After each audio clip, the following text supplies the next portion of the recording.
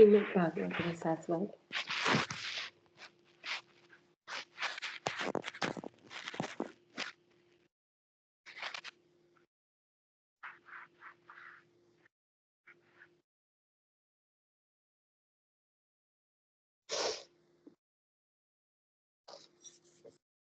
શ્રી હરિ શ્રી ગોપીજન વલ્લભાય નમઃ વિજયતે શ્રી દ્વારિકાધીશ પ્રભુ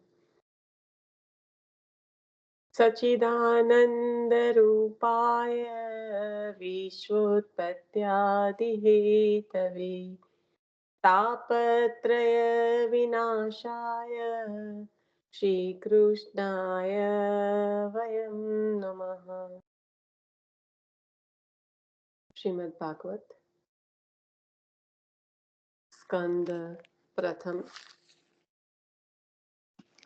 અધ્યાય બીજામાં મંગલાચરણ પછી આગળ જે સત્ર ચાલુ થયું હતું ત્યાં સુધી આપણે જોઈ ગયા હતા. એકચ્યુઅલમાં ક્યાં સુધી એ તો પુસ્તક ખોલી છેલ્લે જ ખ્યાલ આવશે.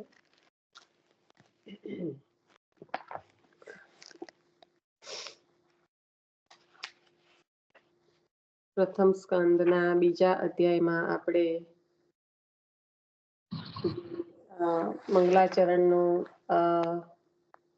શ્લોક થયો. પછી હવે આપણે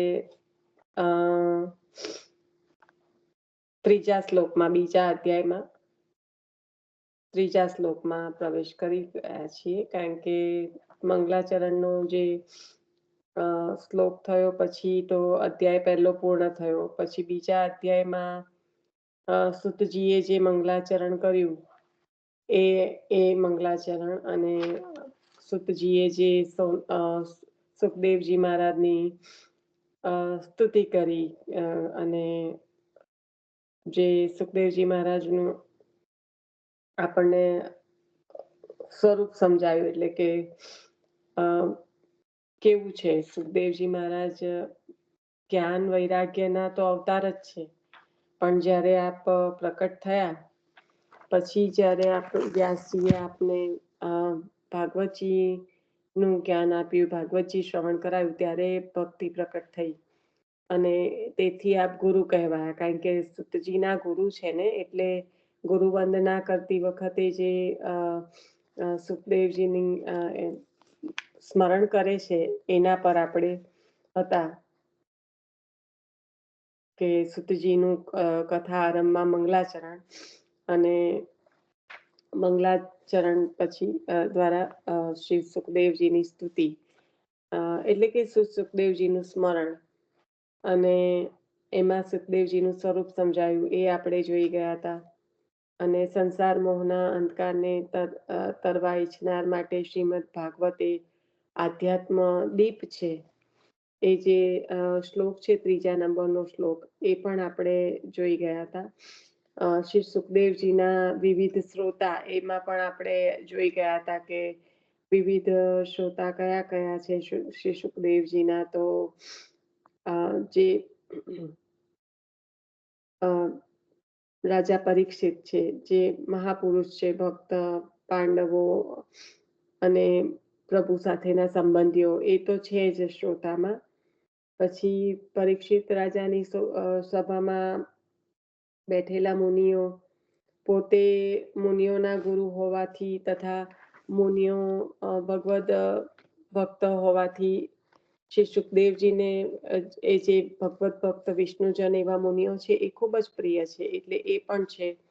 અને ત્રીજું થયું સંસારીઓના માટે, કે સંસારીઓ તો માત્ર દોષવાળા છે, અપાત્ર છે, છતાં પણ કરુણાથી જ એમના પર આપે દયા કરીને આપના સ્વભાવ પ્રમાણે, જે દૈવી પુરુષ છો આપ, તો આપનો સ્વભાવ છે દીન પર દયા કરવાનો, તો આપે સંસારીઓને. તો આવી રીતના ત્રણ પ્રકારના જે શ્રોતાઓ છે એમને આપે શ્રી ભાગવતજીનું પ્રસ્થાન કરાવ્યું છે. અને એમાં પણ આપણે જોઈ ગયા હતા કે વ્યાસજી એટલે પરીક્ષિત રાજાને અભય પ્રભુમાં પ્રવેશ મળ્યો, જે આપણે ભાગવતજીના અંતે જાણીએ છીએ કે પરીક્ષિત રાજાને અભયપદનું દાન મળ્યું. મુનિઓ હતા એ શુદ્ધ થયા, અ, એટલે શુદ્ધ થયા એટલે કઈ રીતે કે મુનિઓ છે તો અશુદ્ધ થોડા છે. પણ અહીંયા મુનિઓ છે એ કર્મ માર્ગીય છે. એ કર્મને પ્રાધાન્ય આપવાવાળા છે.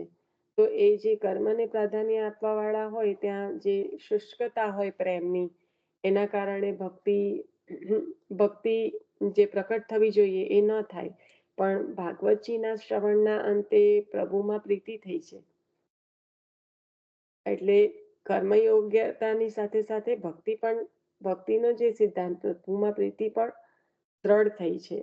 અને સંસારીઓ જે છે એ દોષયુક્ત છે, તો એમની જે મનની મલિનતા વગેરે પણ દૂર થયું છે અને શુદ્ધ શુદ્ધ થયા છે એમના હૃદય પણ, કારણ કે પ્રભુના ગુણગાન શ્રવણ કર્યા છે. તો શ્રી સુખદેવજીએ કરુણા કરીને સંસારીઓને પરીક્ષિત રાજા દ્વારા શ્રીમદ ભાગવત જો ન સંભળાવ્યું હોત તો આપણને બધાને આ અધિકાર ક્યાંથી મળતો. કારણ કે જો ત્યારે આ દશા છે, હજી તો કલી પ્રવેશ જ થયો છે. ત્યારે તો ટ્રાન્ઝિશનનો પીરિયડ છે કે દ્વાપરનું પૂર્ણ થવું, પ્રભુનું પધારવું અને કલીનું પ્રગટ થવું. ત્યારના સંસારીઓની આ વાત કરી રહ્યા છે. તો ત્યારે જો આ વાત હોય તો પછી જ્યારે કલી જે એના ટોચ પર આવી જાય ત્યારે સી દશા હોય. તો એવા સમયે જો સુખદેવજી મહારાજે કૃપા કરીને સંસારીઓને પણ ન સંભળાવ્યું હોત તો આજે આપણી પાસે કેવી રીતના આપણને ભાગવતજી પ્રાપ્ત થતું. એટલે મહાપુરુષોની કરુણા તો એક કહેવાય ને કે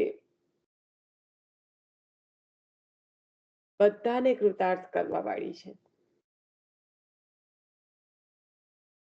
શ્રી સુખદેવજી વ્યાસજીના પુત્ર છે, એટલે વિસ્તાર કરે એનું નામ વ્યાસ. વ્યાસ એટલે શું? કે જે વિસ્તાર કરે. આપ જ્ઞાનનો અવતાર છો. જ્ઞાન અવતાર સ્વયં પ્રભુના, એટલે જ્ઞાનનો વિસ્તાર. તો વિસ્તાર કરે એ વ્યાસ. અને વ્યાસ મુનિ એ શાસ્ત્રોનો વિસ્તાર કર્યો. તેમ શ્રી સુખદેવજી ભગવાનના ગુણોનો વિસ્તાર કરનારા છે. અંતર થોડુંક છે ને, કારણ કે એક જ્ઞાન અવતાર છે, એક પ્રભુના કહેવાય કે આમ તો કહેવાય છે કે શ્રી સુખદેવજી શિવજીનો અવતાર છે અને પરમ ભક્ત છે પ્રભુના. તો આ જે આપે શું કર્યું છે, જેમ વ્યાસજીએ શાસ્ત્રોનો વિસ્તાર કર્યો એમ આપે ભગવત ગુણગાનનો વિસ્તાર કર્યો. એટલે ભાગવતના વક્તા જે સ્વયં વ્યાસનું જે સુખદેવજી છે એ કોઈ છાયા સુખ નથી. આપણે જોઈ ગયા હતા કે સુખદેવજી આશ્રમમાંથી ચાલ્યા ગયા પછી વ્યાસજીએ પોકાર કર્યો અને આપણને આ વાતનો ખ્યાલ છે કે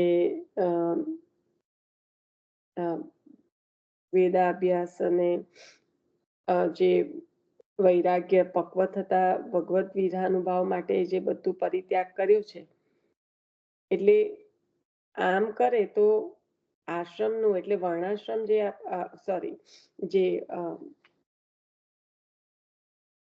4 આશ્રમ આપ્યા છે પ્રભુએ વેદમાં જે કહ્યા છે એનું ઉલ્લંઘન થાય. એટલે આમ ઘર છોડીને ચાલ્યા જવાય નહીં, કારણ કે આપણને આચાર્ય ચરણે પણ એ જ સમજાવ્યું છે કે જે આશ્રમ, જે વેદવાણી, જે શાસ્ત્રોક્ત છે એનું પાલન તો બધાએ કરવું જોઈએ. એટલે સનત કુમારોએ જે બ્રહ્માજીની સૃષ્ટિ કરવાની આજ્ઞા ન માની અને આશ્રમ ધર્મનું ઉલ્લંઘન કર્યું, તેથી જ એમને દોષ લાગ્યો અને જ્ઞાની હોવા છતાં અસુર રૂપ થયા. પછી ભગવત ઈચ્છાથી કૃપા થઈ પ્રભુની અને પ્રહલાદ થયા અને પ્રભુએ જ એમનો ઉદ્ધાર કર્યો છે. એટલે એ બધું આપણે જાણીએ છીએ, પણ અહીંયા આગળ કહેવાનું છે આજ્ઞાની ઉલ્લંઘન, કારણ કે પિતાની આજ્ઞાનું ઉલ્લંઘન નહીં, પણ એની સાથે સાથે શાસ્ત્ર આજ્ઞા છે એનું પણ ઉલ્લંઘન થાય છે. તો શ્રી સુખદેવજીએ જે સંસાર એટલે માં પાછા આવ્યા તો પિતાની આજ્ઞાનું ઉલ્લંઘનનો દોષ ન લાગે, તેથી છાયા સુખ તરીકે આવ્યા. અને એ છાયા સુખે જ સંસાર પણ કર્યો, લગ્ન પણ કર્યા. પણ જે ભાગવતજીનું જેમને પારાયણ કર્યું છે, જેમને ભાગવતજી સંભળાવ્યું છે, એ તો સ્વયં સુખદેવજી છે. એ છાયા સુખ નથી. એ વ્યાસ સુનું શ્રી સુખદેવજી વક્તા બન્યા છે.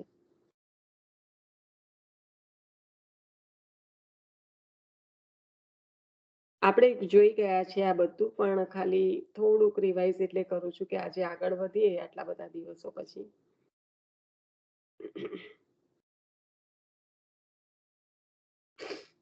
પછી ત્રીજા શ્લોકમાં જે સૌએ કરવા જેવું મંગલાચરણ જે સાધારણ છે એ થયું. હવે ચોથો શ્લોક પણ આપણે કેટલું જોઈ ગયા છે. ચોથો શ્લોક પણ આપણે જોઈ ગયા છે. પાંચમો, છઠ્ઠો, જે ભક્તિના 3 પ્રકાર કહ્યા.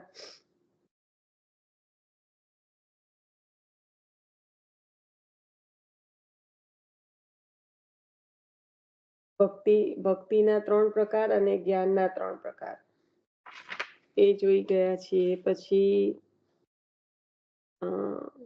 છઠ્ઠો શ્લોક,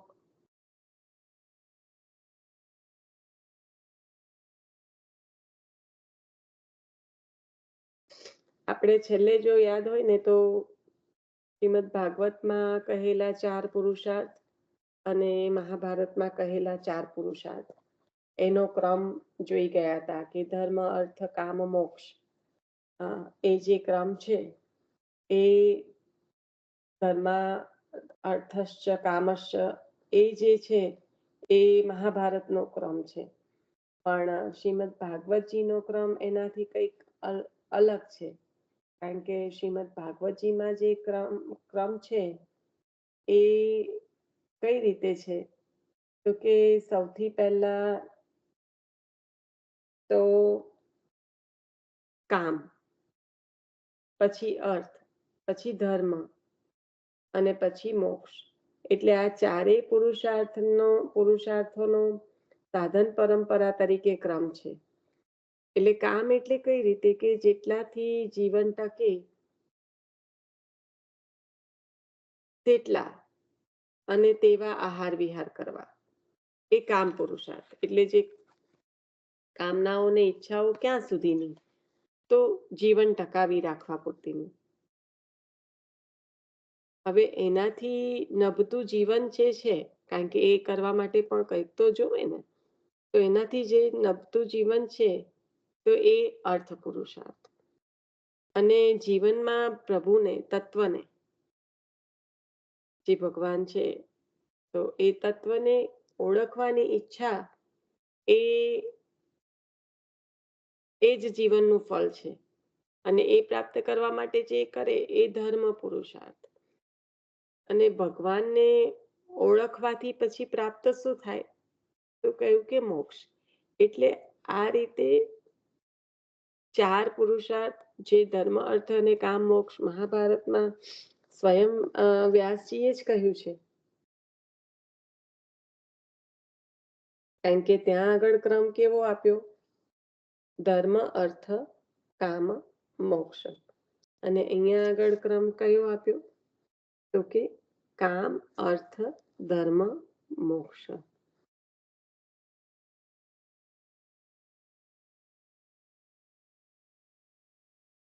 એટલે તસ્ય ભાવ તત્વમ તત્વસ્ય જિજ્ઞાસા વિચાર તત્વ જિજ્ઞાસા કાર્ય કારણ રૂપ નામ બ્રહ્મ જીવ જુદા છે તેવું દ્વૈત જ્ઞાન, દ્વિધા જ્ઞાન એ દ્વૈત છે. આપણને ખબર છે કે દ્વૈત, અદ્વૈત અને શુદ્ધાદ્વૈત આપણને આચાર્ય ચરણે જે આપ્યું શુદ્ધ અદ્વૈત. તો અહીંયા આગળ જે અલગ અલગ, જે બ્રહ્મને ને જીવને જુદા ગણે, કાર્યને કારણ પણ એક જ છે, રૂપ નામ વિભેદેના. તો આ બધું જે જુદું ગણે છે એ જે જ્ઞાન છે એ દ્વૈતા જ્ઞાન એને દ્વૈત કહેવાય. એ સમજ દૂર કરનારું એકપણાનું જ્ઞાન એ અદ્વૈત છે. તેને અ, તેને જાણે તે તત્વવેત્તા કહેવાય. જે અદ્વૈતને જાણે છે એ તત્વવેત્તા કહેવાય. અને જેના અભિપ્રાયમાં વેદ સાથે અક્ષર માત્રનો પણ વિરોધ નથી ન આવે તે આચાર્ય ચરણ. વેદને સંપૂર્ણ રીતે અનુલક્ષીને આપે જે કંઈ આપ્યું છે આપ્યું છે. તો એક અક્ષર પણ વિરોધ ન આવે તેવી રીતે વેદનો અર્થ જાણનારા હોય એ તત્વવિદ છે. તત્વવેત્તા એટલે કે જે અદ્વૈતને જાણે છે, અને તત્વવિદ એટલે કે જેના અભિપ્રાયમાં વેદ સાથે અક્ષર માત્રનો પણ વિરોધ ન આવે તેવો જેને અદ્વૈત વસ્તુ તત્વ કહે છે તે શ્રુતિમાં જે અદ્વૈત વસ્તુ તત્વ કહે છે તેને શ્રુતિમાં બ્રહ્મ, સ્મૃતિમાં પરમાત્મા, પુરાણમાં ભગવાન એવા જુદા જુદા શબ્દો હોવા છતાં અર્થ એક જ છે. આપણે જોઈ ગયા છે બ્રહ્મ, પરમાત્મા, ઈશ્વર, ભગવાન. તો આ જે બધા શબ્દો અલગ હોઈ શકે છે કે પુરાણમાં ભગવાન કહ્યા, સ્મૃતિમાં પરમાત્મા, શ્રુતિએ બ્રહ્મા કહ્યા, પણ આ શબ્દો જુદા છે. અંતે તત્વ તો અર્થ તો એક જ છે કે પરબ્રહ્મ તો કૃષ્ણ હિ. એટલે અહીંયા આગળ ખાલી એટલું જ કીધું છે કે અર્થ તો એક જ છે. પરબ્રહ્મ તો કૃષ્ણ હિ, જે આપણને આચાર્ય ચરણે આપેલી વાણી છે એના આધારે કહી જોઈશું. હવે વાંચનમાં આપણે આગળ વધીશું. આમ તો ઘણા બધા દિવસો થઈ ગયા એટલે થોડુંક શ્રવણ કરી લેજો. જો આગળના રેકોર્ડિંગ લિંક ના પકડાય તો મેં ખાલી થોડું ઉપરથી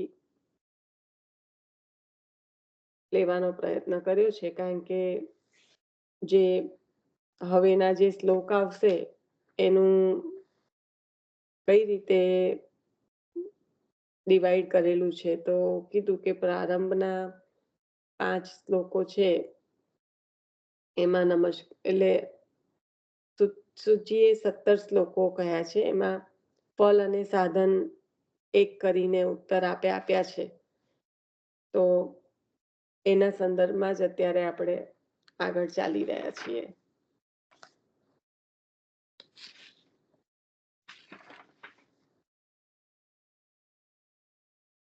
કારણ કે ઋષિઓએ પ્રશ્ન કર્યો છે ને, અહીંયા ખાલી લિંક પકડાય એટલે સમજી લો કે સુતજીએ કરેલું યજ્ઞ અને જ્ઞાનરૂપ ભગવાનનું નિરૂપણ. ત્યાં આગળ ફલરૂપ તો પ્રભુ છે, અને પ્રાણી માત્રને આ લોક અને પરલોકના ફલ દેનારા આપ છો. અને ભક્તિ અને મુક્તિ પણ બંને પ્રભુની જ લીલા છે. એટલે સઘળા અવતાર શ્રી કૃષ્ણના જ છે. ધર્મ રક્ષક પણ પ્રભુ શ્રી કૃષ્ણ સ્વયં છે. એટલે ઋષિઓના 6 પ્રશ્નનો ઉત્તર તો સ્વયં શ્રી કૃષ્ણ છે, પણ મુનિઓ મનનશીલ છે અને સર્વ અર્થનો નિર્ણય મનનથી તેમને કર્યો. એટલે સૂત પોતાના અધિકાર પ્રમાણે 17 શ્લોકથી કહી રહ્યા છે.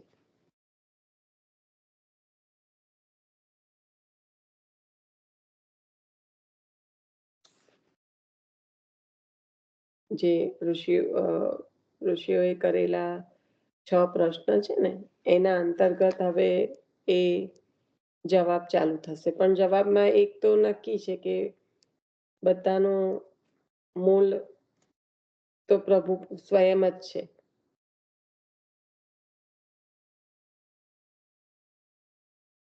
પણ ઋષિઓ છે મનનશીલ છે, એટલે કંઈ પણ પ્રશ્ન પણ કર્યો છે તો એની પાછળના અનેક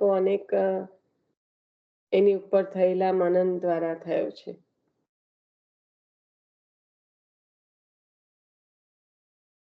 એટલે એનો ઉત્તર આપવા માટે આટલા 17 શ્લોક કહી રહ્યા છે. 17 માંથી આપણે એક શ્લોકમાં આગળ વધ્યા. આજે ધર્મ, અર્થ, કામ, મોક્ષ કહ્યું, તો એ 6 નંબરનો આપણો શ્લોક છે. હવે જો કંઈ પણ તમને લોકોને લાગતું હોય કે હજી કડીઓ બેસતી નથી કે કંઈક વધારે લો તો લો, બાકી આ રીતે આપણે અટક્યા હતા.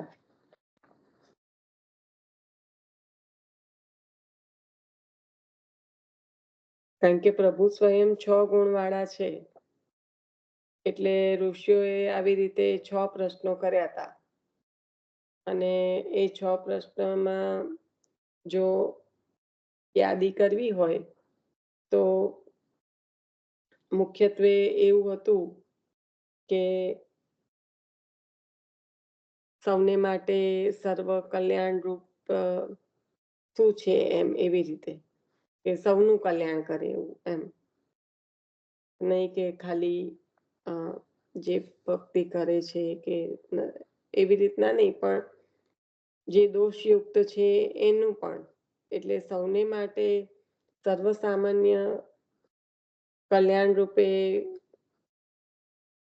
નિર્ણય કર્યો હોય તો તે કહો, એમ એવી રીતે જે પ્રશ્ન ચાલુ થયા હતા એ બહુ સુંદર હતા. આપણે એને બહુ સારી રીતે વાગોળ્યા પણ છીએ.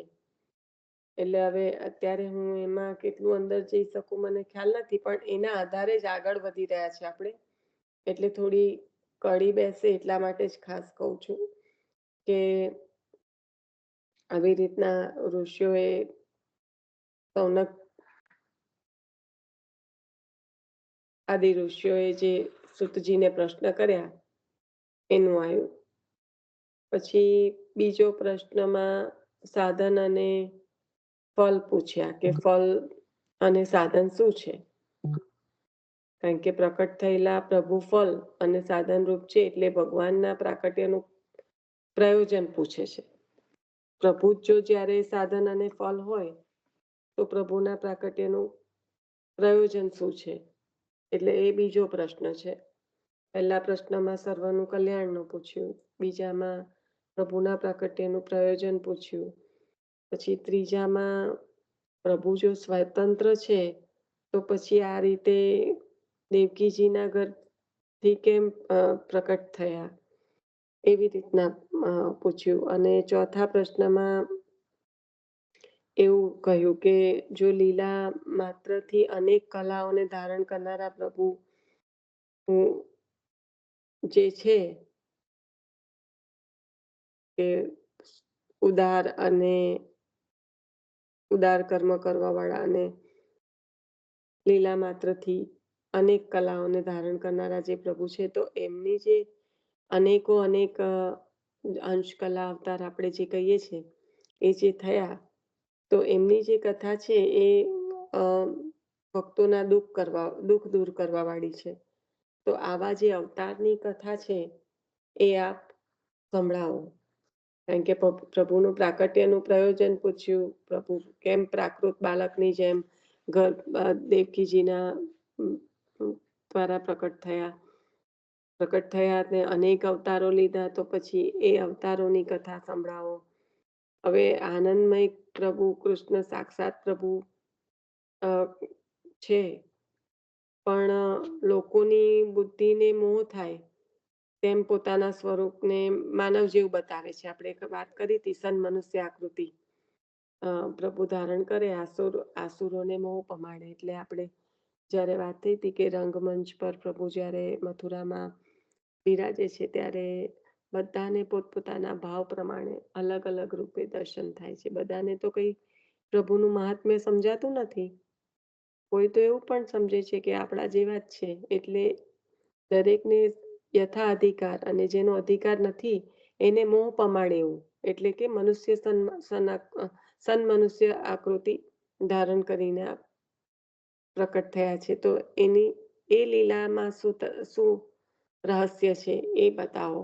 એટલે કહે છે કે તેમની લીલા કહો.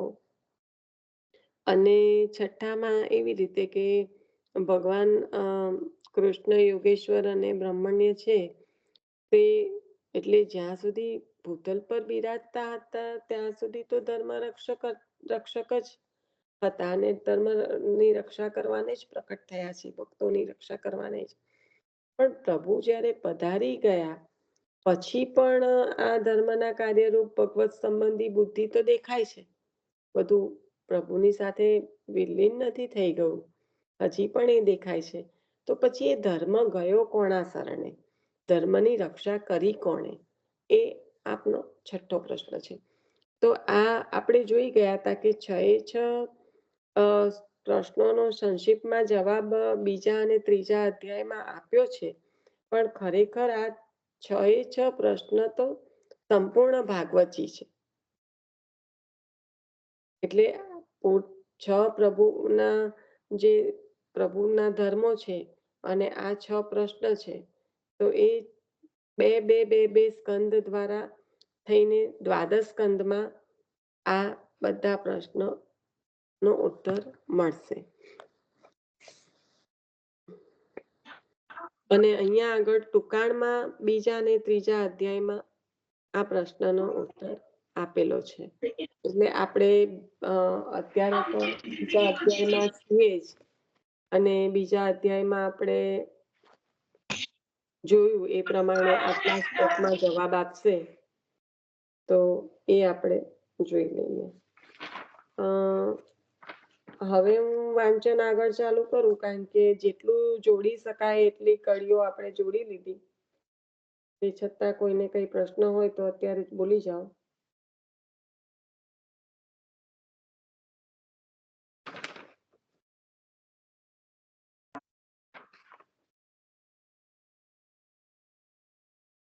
શું એકાગ્રતા છે, કોઈ કશું બોલે છે, બોલો, કેટલું સારું.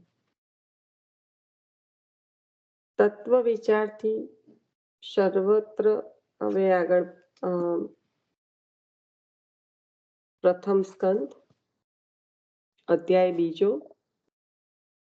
એનો છઠ્ઠો શ્લોક પૂર્ણ થયો છે અને હવે આગળ વાંચનમાં વધીએ છીએ.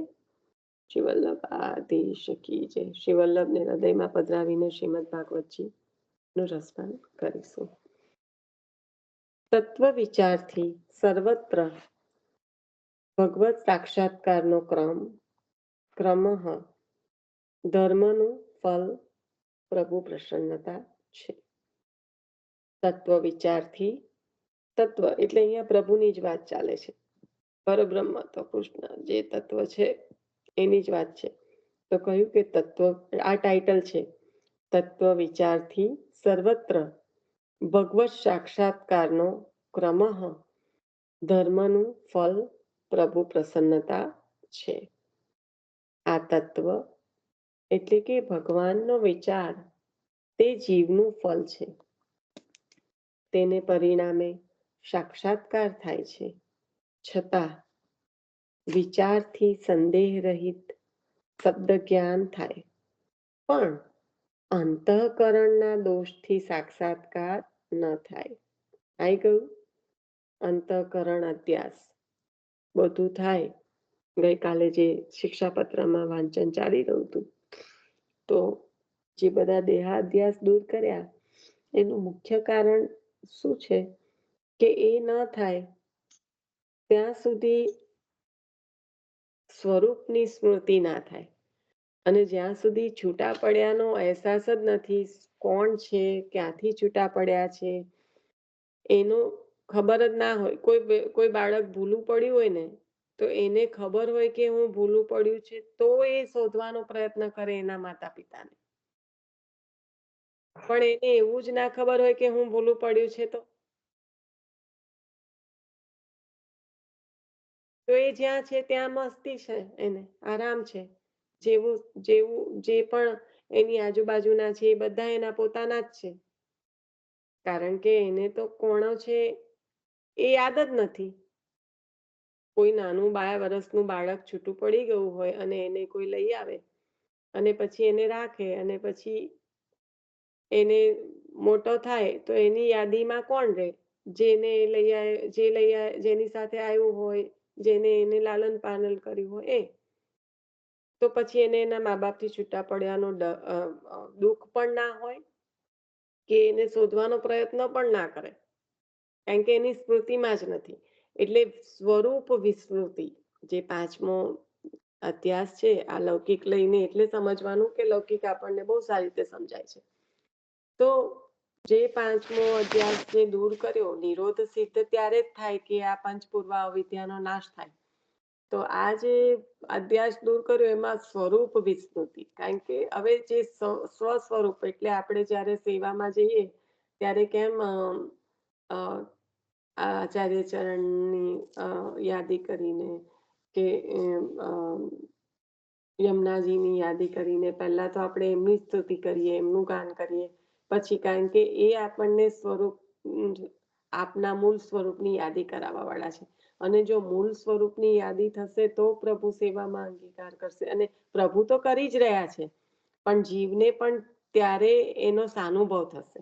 સાનુભવ એ જ સાક્ષાત્કાર. અહીંયા જે કહ્યું કે અંતઃકરણના દોષથી સાક્ષાત્કાર થતો નથી, તો અંતઃકરણ શુદ્ધ નથી એટલે શક્ય નથી. પણ અંતઃકરણ જ્યારે શુદ્ધ થાય ત્યારે સ્વરૂપની સ્મૃતિ થાય છે, અને એ સ્વરૂપની સ્મૃતિ થતા પછી તો ક્યાં ખબર પડે કે આ મારા મા બાપ અસલી નથી, બીજા છે, તો તરત જીવ શોધવા નીકળી જાય. જે પણ છૂટો પડેલો ભલે ને 2 વર્ષનો હોય ને છૂટો પડ્યો હોય તો પણ પાછું શોધવા નીકળે કે હું ખરેખર ક્યાંથી આવ્યો છું, કોણ છે મારા માતા પિતા. એવી આ જીવની સ્થિતિ છે કે સ્વરૂપની વિસ્મૃતિ છે. અને એ ના થાય તો એ શોધવા માટે પ્રયત્ન પણ ના કરે, ને પ્રયત્ન ના કરે તો સાક્ષાત્કાર થવાનો તો શક્ય જ નથી. એટલે અહીંયા આગળ કહ્યું કે આ ભગવાન એટલે તત્વ એટલે કે ભગવાનનો વિચાર તે જીવનું ફળ છે. કારણ કે વિચાર પણ આવો કે હું અગર અંશ છું તો મારો અંશી ક્યાં છે, હું છૂટો કોણામાંથી પડેલો છે. તો તેને પરિણામે સાક્ષાત્કાર થાય છે. આવો વિચાર આવે ત્યારે જીવ તત્પર થાય છે. છતાં વિચારથી સંદેહ રહિત શબ્દ જ્ઞાન ન થાય, શબ્દ જ્ઞાન થાય. વિચારથી સંદેહ રહિત શબ્દ જ્ઞાન થાય કે જે કંઈ મેળવવા જ્ઞાન પ્રાપ્ત કરવા ચાહે વિચાર કરીને એ શબ્દ જ્ઞાન થાય. પણ અંતઃકરણના હજી જે દોષ છે જે દૂર નથી થયા, એ અંતઃકરણના દોષના કારણે સાક્ષાત્કાર ન થાય. પહેલા ધર્મ આચરણથી અંતઃકરણ શુદ્ધ થાય, પછી વેદાદિમાં શ્રદ્ધા થાય. અંતઃકરણ અશુદ્ધ હોય તો શ્રદ્ધા ન થાય, શ્રદ્ધા વિના ફલ ન મળે. પછી પ્રમાણરૂપ અર્થનું મનન, પછી નિધિધ્યાસનથી સાક્ષાત્કાર જેવું જ્ઞાન. નિધિધ્યાસન એટલે આપણે વાત થઈ હતી કે એક પ્રકારનું જે મનન ચિંતન કરવામાં આવે એ, એનાથી સાક્ષાત્કાર જેવું જ્ઞાન. પછી વિષય ભોગમાં વૈરાગ્ય, ત્યાર પછી શ્રવણ આદિ સાધન ભક્તિ, પછી પરમ ભક્તિ, પછી હૃદયમાં અને બહાર સર્વત્ર પ્રભુનો સાક્ષાત્કાર. એટલે કે સર્વાત્મ ભાવની જે સ્થિતિ છે એની વાત કરી રહ્યા. પણ આ બધું ક્યારે ક્યાંથી શરૂ થાય છે અને ક્યાં આગળ કેવી રીતે પહોંચાય છે એનું ક્રમશઃ બતાવ્યું. કારણ કે આ ક્રમ જ જે છે કે પહેલા તો વિચાર આવો પ્રભુનો, એટલે એ જે છે એ વિચાર આવે એટલે એના પરિણામ રૂપે જીવ શોધવાનો તો પ્રયત્ન કરે. એટલે સંદેહ રહિત શબ્દ જ્ઞાન તો થાય, શોધવાનો પ્રયત્ન કરે એટલે જ્ઞાન તો થાય. પણ જે આટલા સહસ્ત્ર પરિવર્તનથી લાગેલા જે બધા હોય એના કારણે એ જે અંતઃકરણ છે એ દોષયુક્ત છે. તેથી પ્રભુ તો બિરાજે છે, પણ પ્રભુનો સાનુભવ જીવને થતો નથી, સાક્ષાત્કાર થતો નથી. એટલે પહેલામાં પહેલા તો શું, તો કે ધર્મ આચરણથી અંતઃકરણ શુદ્ધ થાય. હવે એવું જે શુદ્ધ અંતઃકરણ છે એમાં એના કારણે વેદ આદિમાં જે પણ શાસ્ત્રોક્ત જે પણ છે પ્રભુના વચનો, વેદ એટલે પ્રભુના જ સ્વયં વચનો છે, તો એમાં શ્રદ્ધા થાય. હવે અંતઃકરણ જ અશુદ્ધ હોય તો પ્રભુની વાણીમાં શ્રદ્ધા થવી તો શક્ય જ નથી, અને શ્રદ્ધા ન હોય તો ફળ પણ ન મળે. એટલે શ્રદ્ધા એકવાર થઈ પછી પ્રમાણરૂપ અર્થનું મનન અને નિધિ ધ્યાનાસ્થી એટલે કે નિધિ ધ્યાસનથી નિધિ ધ્યાસનથી અ સાક્ષાત્કાર જેવું જ્ઞાન. કારણ કે એકવાર એમાં જ મનન ચિંતન જ ચાલી રહ્યું હોય, તમારા મનમાં એક મુહૂર્ત જો ઊભી થઈ ગઈ હોય તો એ સાક્ષાત્કાર જેવો આભાસ એટલે કે જ્ઞાન કરાવવા વાળી છે. હવે આવું જ્યારે થાય, કેવું કીધું ને, એનું મેઇન આપણે જો સમજવાનો પ્રયત્ન કરીએ તો રસખાનજી એમના મનમાં તો મુહૂર્ત જેવા ચિત્રજી જોયા એવા મોહી પડ્યા, એટલે એમના મનમાં મુહૂર્ત તો આવી ગઈ, એટલે સાક્ષાત્કાર જેવું જ્ઞાન તો થઈ ગયું. હવે એ થતાની સાથે જ બધું છૂટી ગયું અને દોડવા માંડ્યા, મહેબૂબ કેસે મિલે, મહેબૂબ કેસે મિલે. તો આવું થયું એટલે એ જ વિષય ભોગમાં વૈરાગ્ય થવાની નિશાની છે, કારણ કે બધું છોડીને પ્રભુની પાછળ દોડવા માંડ્યા. તો પછી વિષય ભોગમાં વૈરાગ્ય થાય. એ થયા પછી શ્રવણ આદિ જે પણ જે નવદા ભક્તિ જે સાધનો બતાયા છે એ સાધન ભક્તિ થાય.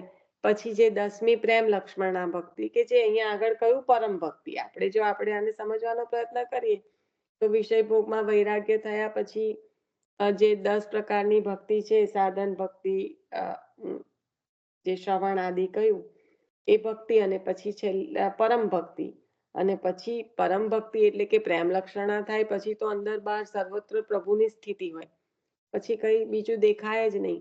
તો એ જે છે એ જ ભગવાનનો સાક્ષાત્કાર, જેને આપણે સર્વાત્મા ભાવ કહીએ છીએ.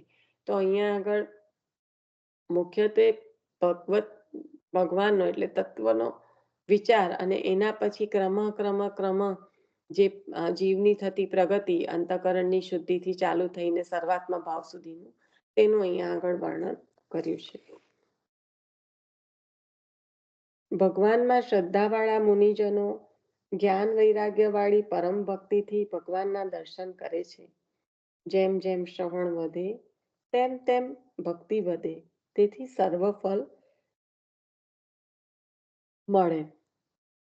આપણે પહેલી જ ભક્તિ શ્રવણ ભક્તિ કહી, કે કશું પણ ના થઈ શકે, કોઈના પણ કોઈ પણ પ્રકારના સંજોગો ના હોય, બધાથી બધું થઈ શકે એવું શક્ય નથી, સમય પ્રમાણે, સંજોગો પ્રમાણે.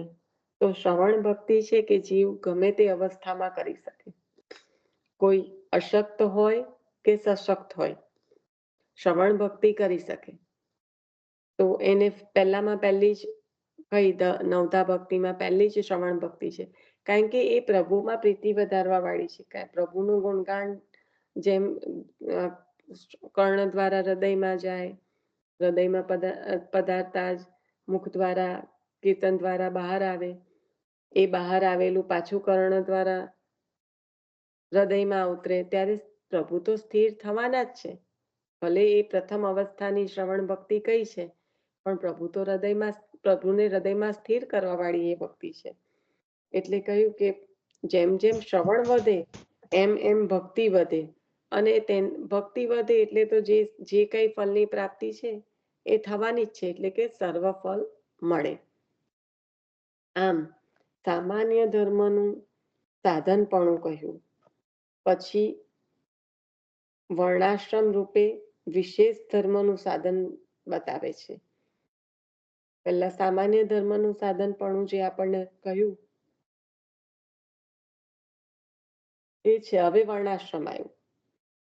તો વર્ણાશ્રમ દ્વારા વિશેષ ધર્મ એટલે કે બ્રાહ્મણ વિશેષ સાધનપણું કઈ રીતે વિશેષ ધર્મનું, તો કે બ્રાહ્મણ, ક્ષત્રિય, વૈશ્ય અને શૂદ્ર એ 4 વર્ણ, બ્રહ્મચર્ય, ગૃહસ્થ, વાનપ્રસ્થ, સંન્યસ્ત એ 4 આશ્રમ, એટલે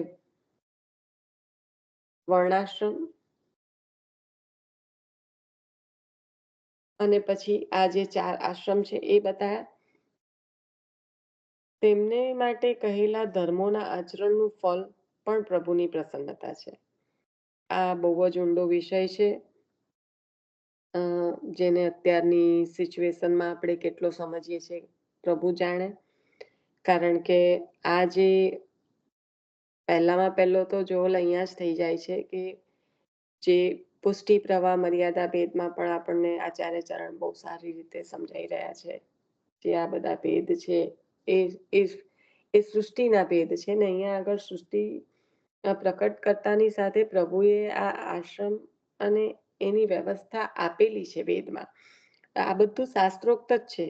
એટલે એમાં કહેલું જે કરો, વેદમાં કહેલી વેદની વાણીને જ્યારે આચરણમાં જીવ લાવે ત્યારે પ્રભુની પ્રસન્નતાના પાત્ર તો ત્યાં જ બની જાય.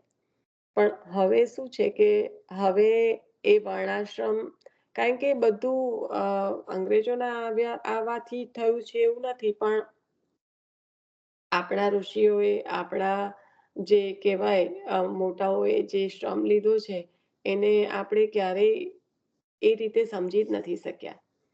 અને બીજું કે પછી જ્યારે એની પર પ્રહારો થાય ત્યારે એને અલગ રીતે સમજાવવામાં પણ આવે કે જેવું અપભ્રંશ થતા થતા થતા અત્યારે કેટલું પહોંચે.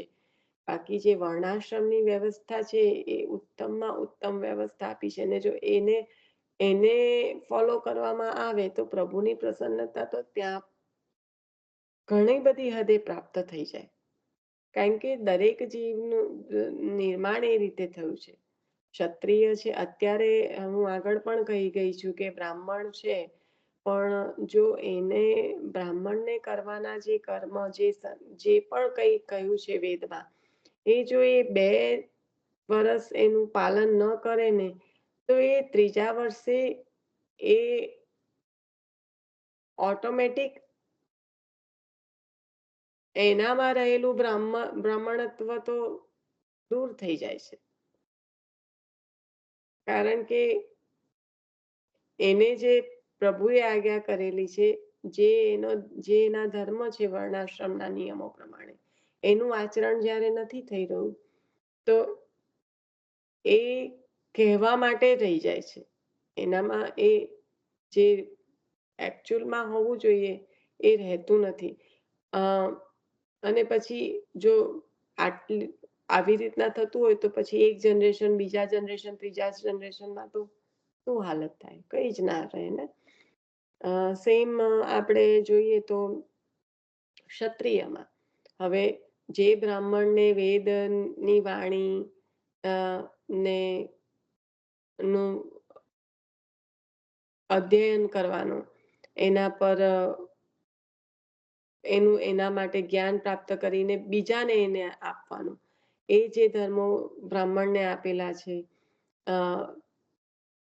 જેનાથી સર્વનું કલ્યાણ થાય, એ ધર્મ બ્રાહ્મણના છે. ક્ષત્રિયના ધર્મમાં ક્ષત્રિય માંસાહારી છે, કારણ કે એને જવાનું છે લડવા માટે.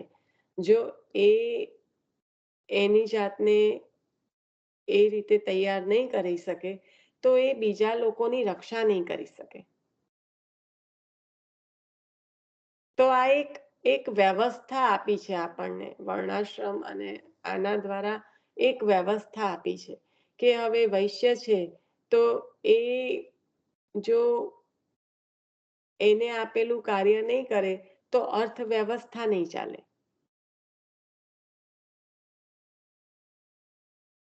એવી રીતના શુદ્ર. તો આ જે એક જે વર્ણાશ્રમમાં આપે, હવે વૈષ્ણવ ક્ષત્રિય છે એ કદાચ માંસ છોડી દેશે ને બ્રાહ્મણ માંસ ખાશે. આવી સ્થિતિ અત્યારે છે. તો કાલનો પ્રભાવ છે, રાઈટ? આમાં અત્યારે જે આપણે જોઈએ ને તો જે કૃષ્ણાશ્રયમાં કે છે ને એવું થયું છે. કાલનો પ્રભાવ ખરો, પણ હજી જો આને નહીં સમજીએ અને જે અત્યારની ભાષામાં કહેવાય કે આ વર્ણાશ્રમને બહુ જુદી રીતના લેવામાં આવ્યું છે ને, કારણ કે વર્ણાશ્રમને આખું પોર્ટ્રેટ એ રીતે કરવામાં આવ્યું કે ભેદભાવ કરી રહ્યા છે, ઊંચ નીચ કરી રહ્યા છે. તમે એટલે કે આપણે આપણા છોકરાઓને જ કહીએ ને અહીંયા કે આપણે આવું કરવાનું આવું નહીં કરવાનું તો they want agree with us અમુક વસ્તુઓ માટે. તમારે એ લોકોને બહુ જ બધા રીઝન્સ ને ઓકે તો બધું પહેલાના જમાનામાં હતું હવે નહીં થાય. હું તો કહું છું છોકરાઓ કરતા પણ તમે અત્યારના જે આપણા લોકો અમુક જે અહીંયા એકદમ વેસ્ટર્નાઇઝ કલ્ચરમાં ને એમાં આવી ગયા છે તમે જો પૂછો ને અમુક વસ્તુઓ માટે તો તે વોન્ટ એગ્રી. આપણને સમજણ છે કે આપણે શું કરવાનું ને શું નહીં કરવાનું કે વોટ ઇઝ ધર્મ એ બધી ખબર છે પણ જયારે આપણે એક્સપ્લેન કરવા જઈએ છે ને ત્યારે કેવું તો કે બધું હોતું હશે અમધર્મ. એ જ્યારે આવું થાય ને ત્યારે આગળના જનરેશન્સની જ મિસ્ટેક હોય. હું એવું માનું છું. આઈ એમ ટેકિંગ ધ રિસ્પોન્સિબિલિટી. બીજું કે જયારે પહેલા આપણે તમે તમારી કમ્યુનિટીમાં રહેતા હોય ધેટ વોટ આઈ અન્ડરસ્ટેન્ડ અહીંયા આવ્યા પછી કે તમે તમારું આપણે જયારે ઇન્ડિયામાં આપણા કમ્યુનિટીમાં હોઈએ ને કે કારણ કે આપણે વૈષ્ણવોની ઇન્ડિયામાં પણ નથી માનતા તો જ પછી બ્રાહ્મણ થઈને માંસ ખાઈ શકે ને ક્ષત્રિય ના ખાઈ શકે એવું બધું ઉલટું પુલટું બની શકે. રાઈટ? આવું ઉલટું પુલટું કઈ અહીંયા નથી. અહીંયાના લોકો તો બ્લેસ્ડ છે. એ લોકોને ખબર જ નથી. અહીંના લોકો તો અહીંના ઇન્ડિયન નહીં કહું છું કે કારણ કે લઈને જ નથી આયા કશું. ઇન્ડિયન હોવાથી કઈ બધું આવી ગયું તમારી જોડે એવું તો છે ને. એટલે જ તો બીજા આગળના જનરેશન આગળની પેઢીઓનો હું વાંક નથી કેતી પણ આપણને જે પાસ થવું જોઈએ એ ના થયું. પણ કહેવાનો મિનિંગ એ છે બીરવાબેન કે જેને ખબર નથી એ આર્ગ્યુમેન્ટ એટલા માટે કરે છે કે એને એનું ઊંડાણ નથી જાણ્યું. રાઈટ? એ આર્ગ્યુમેન્ટ કરે છે એ ખોટું નથી. એને જે ખબર છે એ આપણને કહે છે. પણ આપણને પણ ક્યાં આપણા શાસ્ત્રોની ખબર છે? ના આપણને પણ નથી ખબર પણ આપણે તો છે ને જો આપણે વાંચ્યું આપણે સાંભળ્યું આપણને આપણા પેરેન્ટ્સે કીધું હોય કે આવું કરવાનું આવું ખાવાનું આવું નહીં ખાવાનું this is not good right એટલે આપણે આંખ મીચીને ફોલો કરીએ છીએ. we did not argue for anything. પણ એટલા માટે તો બધો ઝોલ થયો. ત્યારે આપણે આર્ગ્યુ કર્યું હોત તો એ લોકો શોધવા બેઠા હોત તો આપણે બી એમાં ગુનેગાર છીએ. આપણે કેમ બ્લાઇન્ડલી ફોલો કર્યું? કેમ આપણે આજ્ઞાનકારી હતા એટલે? નો, we didn't have sense. ખબર હતી કે આપણને જે આપણા parents we didn't have sense to ask. our kids have a sense to ask. એવું પણ બને ને પોઝિટિવલી જોવા જઈએ તો? પોઝિટિવલી જોવા જઈએ તો એ તો પણ આપણે પણ બી એટલું કે આપણને ટ્રસ્ટ હતો કે આ કહેશે બરાબર જ છે. That what I think. Trust હતો, સમટાઈમ્સ ચોઇસ બી નતા, ઘણું બધું હતું. એટલી બધી ફ્રીડમ બી નથી. કોણ તે વખતે પપ્પાની સામે વાત બી કરતું હતું આંખો ઊંચી કરીને? એવા બી જનરેશન્સમાંથી બધા પાસ થયા ને. ખ્યાલ આવ્યો? Yeah, true. There was a man world. There was a woman world too. Indira Gandhi આપણા પ્રાઇમ મિનિસ્ટર હતા. પણ અત્યારે અવેરનેસ આવે તેનું હું અત્યારે ખબર પડી બીરવાબેને કીધું હવે એ કરીએ તેનું હવે શું કરવાનું આપણે સમજાઈ શકીએ છીએ આ વસ્તુ કારણ કે જ્યારે પણ સ્ત્રી અને શુદ્ર મહાપ્રભુજીએ એટલા બધા એવા બધા આપણી પાસે સામે એક્ઝામ્પલ સેટ કર્યા છે ને કે આપણે જેને અત્યારે કાલે જ હું બોલી હતી ને ક્લેન્ઝિંગ ને ડિટોક્સ કરો છો તો આપણને એટલું બધું આપ્યું છે કે જ્યાં સ્ત્રી અને શુદ્ર ને મંદિરમાં જવાની એ નથી પ્રવેશ નતો જ્યાં ધર્મમાં ક્યાંય પ્રવેશ નતો કોઈ પણ જગ્યાએ યજ્ઞ યાગ થતા હોય તો સ્ત્રીઓ ક્યાં પ્રવેશ થતા તો એ અને બીજું કે આ બધું એવી રીતે કર્યું કે જ્યાં વેદ શાસ્ત્ર વર્ણાશ્રમ કશાનું ઉલ્લંઘન નથી થયું કારણ કે એ શુદ્ર છે એના ઘરમાં એના માથે પ્રભુને પધરાઈ દીધા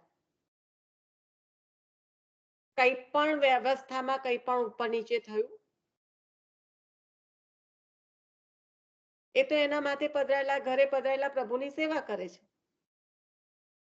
એ કોઈ બી જગ્યાએ કશું પણ ડિસ્ટર્બન્સ થયું એમાં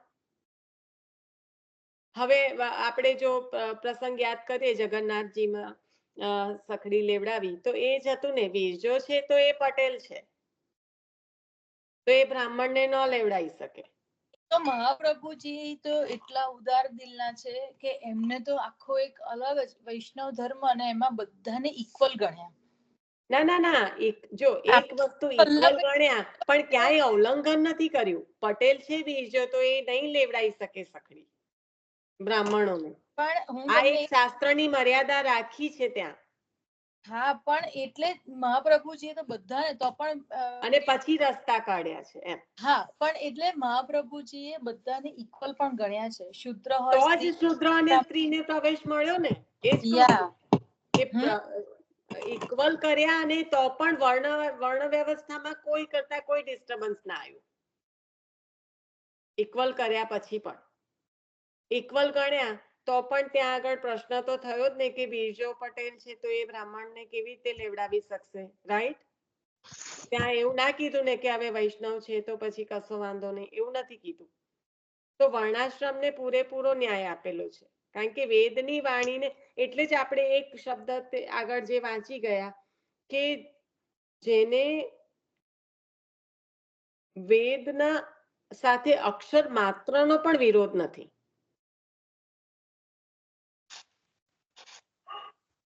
એવા તત્વવિદ, રાઈટ બીરવાબેન? એટલે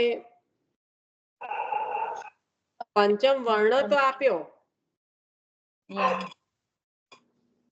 પણ એની સાથે સાથે કોઈ પણ જગ્યાએ વર્ણાશ્રમનું ઉલ્લંઘન નથી કર્યું. ના, વર્ણાશ્રમ શાસ્ત્રનું પણ નહીં, કશાનું નથી ઉલ્લંઘન કર્યું છે મહાપ્રભુજીએ તો. એટલે મહાપ્રભુજીએ તો બહુ જ મોટી કૃપા કરી છે હવે બધા જ. આવી કરીને પછી આપણે તો ઇક્વલાઇઝેશન, વુમન પાવર ને હવે પછી ધીસ ઇઝ એ વખતે એમને કર્યું વુમન એમ્પાવરમેન્ટ. હા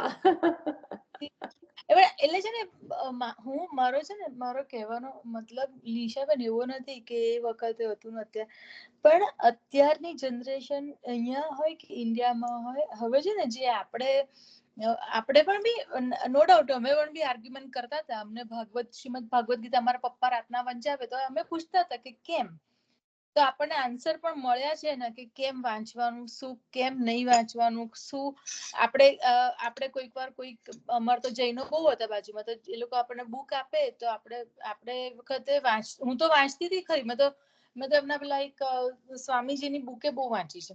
પણ એ કે પછી આપણને ખબર પડે વાંચી એટલે પપ્પા આપણને શીખવાડે કે આ ડિફરન્સ જુઓ તમે કૃષ્ણમાં અને એ લોકોના ગુરુમાં. હવે આપણે અહીંયા શીખવાડીએ છીએ ને સામે એટલા બધા આર્ગ્યુમેન્ટ.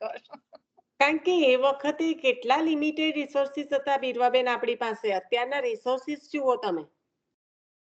બહુ જ ગૂગલ પહેલું તો મોટું. તો આટલા બધા રિસોર્સિસ હોય અને આટલું પાછું આપણા કરતા 10 ગણું બ્રેઇન. પ્રભુ અત્યારે તો આમ સૌંદર્યતા, બ્રેઇન, એવરીથિંગ ભરી ભરીને આપી રહ્યા છે. આપણે જોઈએ આપણા જનરેશનને જોઈએ, આપણા પછીના જોઈએ, અત્યારના આપણા છોકરાઓને જોઈએ તો they are super talented, everything. એ લોકોને બધું જ પ્રભુ એક સાથે આપ્યું એવું લાગે આપણને compare to our generation. Yes agree. એ લોકોમાં બધું જ છે ટેલેન્ટેડ. તો હવે આટલું બધું હોય તો આર્ગ્યુમેન્ટ તો કરો. એટલે ખરેખર જે 500 years પહેલા આપ્યું એને રાઈટ વે જો પાસ ઓન થયું હોત ને તો આવી પરિસ્થિતિ ઓછી થઈ હોત કમ્પેર ટુ રાઈટ. પણ એ પ્રોપર વેમાં આપણી પાસે આવું છે ને એ વખતે આવ્યું જ નહીં. હા બસ એ જ કન્વે ના થયું. જે આપણને સડકા અભરાસ ઓ માય ગોડ એમાં જ રહી ગયા. છોવાઈ જશે ને છોવાઈ જશે. એમાં તો મનથી અંદરથી કેટલા છોવાયેલા એ તો પ્રભુ જ જાણે બાપા. ચલો એ તો રોંગ ટોપિક છે. અહીંયા આગળ આપણે રાખીશું. એક વૈશ્ય ને શુદ્રનું લઈ લો ને પછી આટલું વાંચન આટલું કહું છું કે આ 2 લાઈન છે એ લઈ લઉં છું અને પછી વૈશ્ય ને શુદ્ર થી બાકી રહ્યું એ પણ લઈ લો. વૈશ્ય અને શુદ્ર, હા એટલે મેં કીધું ને કે વૈશ્ય છે એટલે મુખ્યત્વે વેપાર કરવા વાળી પ્રજા છે તો અર્થવ્યવસ્થા બગડી જશે જો એ નહીં કરે તો. કારણ કે આખી લોકતંત્રની અર્થવ્યવસ્થા એના પર ટીકેલી છે. અને પછી શુદ્ર તો એને જે કાર્ય આપેલું છે એ પણ અત્યંત ઇમ્પોર્ટન્ટ છે. ખરેખર આપણે એમને રિસ્પેક્ટ ના કરી શક્યા. તમારી જગ્યાને કોઈ સાફ કરી જાય તો તમારે એને ઘરના માણસ જેવું રિસ્પેક્ટ આપવું પડે, કારણ કે એના કરવાથી ક્યાંય રોગચાળો નહીં ફેલાય, સુંદરતા જળવાઈ રહેશે, વાતાવરણ શુદ્ધ રહેશે. તો એ વ્યક્તિને 10 ગણું રિસ્પેક્ટ આપવું પડે. એની જગ્યાએ ઊંધું થયું.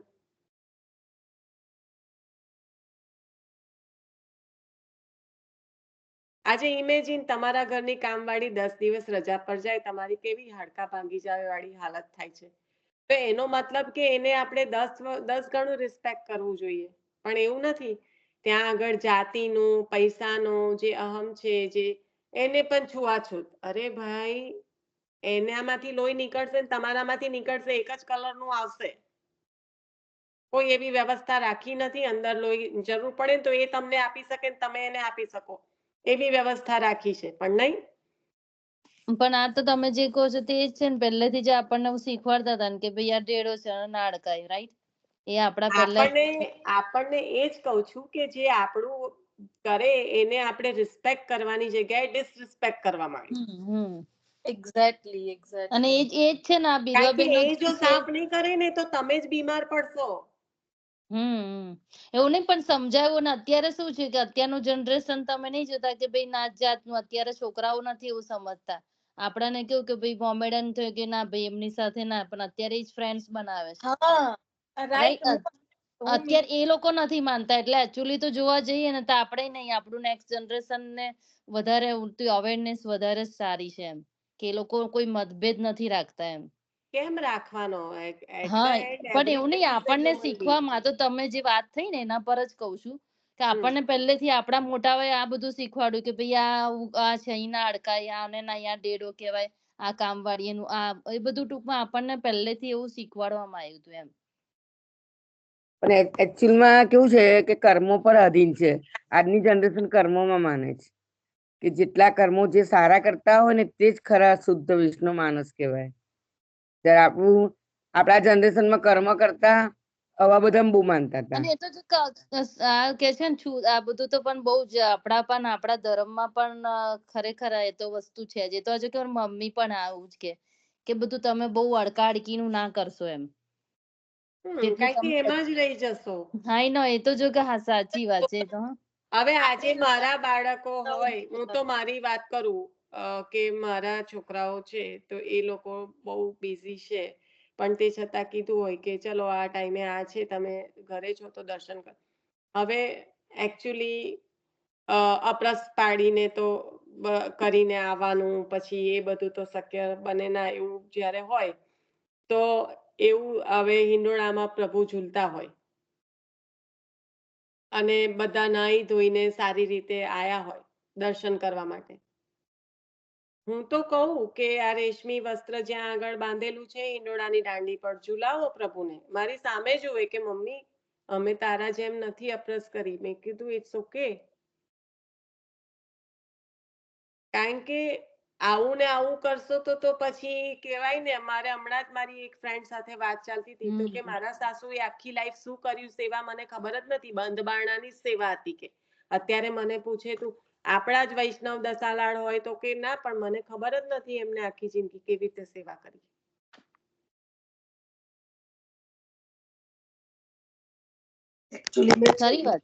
નિશાબેન સમય આખો બદલાઈ ગયો ને એટલે બધું એ લોકો ચલાવી જવું પડે.